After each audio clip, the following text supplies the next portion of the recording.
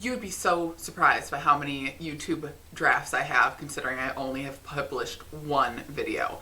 And it's primarily because I am so scared of being seen as imperfect on the internet, which I'm going to be seen as imperfect on the internet. I create a lot of things and I don't aim for perfect. I aim for useful. That being said, I'd like to show you a very imperfect way of getting your home clean. Really, it's more to explain to you how I make a quest.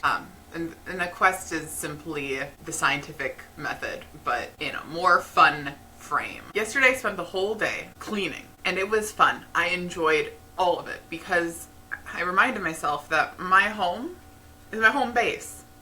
And I love video games. I treat my life like it is a video game. That's the whole point of this channel.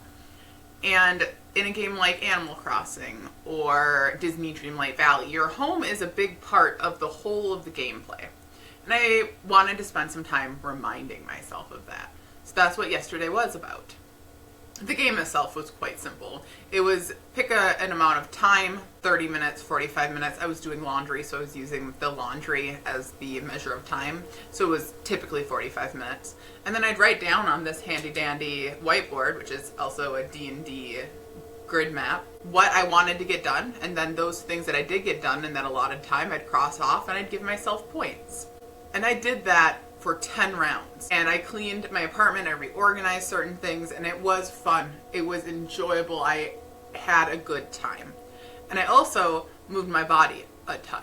It was over 10,000 steps to get all of it. And I want to let you know the formula. The formula. Ask a question. How do I get as much cleaning done as possible in a way that feels good? Hypothesize. Well, if I spend an entire day and set aside time and make sure that the music and the vibes are right and open up the window and just let myself really get into the if you give a mouse a cookie mindset. So I was like, oh, well, if I'm cleaning this part of the kitchen, I might as well fix that one thing. If I'm cleaning up the living room, I might as well reorganize and move the shelf over to where I have been wanting it to be a thing. Next, once you're like, okay, this is how I think it will work, then you just start. I did 10 rounds. I started giving myself points whenever I started to get distracted by a potential little side quest, oh, I want my curtains to have ties around them so that when I open the blinds it's easier to get as much sunlight as possible. Instead of sitting down and getting distracted by crocheting something, I wrote that down as a locked quest. And then at the end of this, I wrote down all of them on little pieces of paper. And then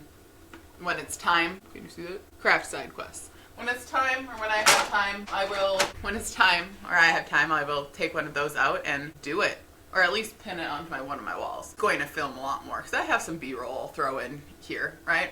But I got so sweaty. And filming also just kept taking me out of the flow, and I didn't like that. I wanted to be in it.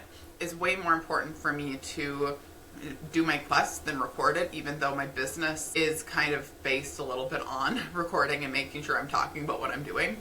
It's a difficult process that I will continue learning that skill. And then after the round 10 was done, I rewarded myself. I moved the points that I had, and those went into the little point jar thing, because the way that I use points, I use them like arcade tokens, tickets. And when you have enough of the tickets, then you can buy bigger things. So I collect those, and then I also just put my pajamas on and played video games all night. It was lovely.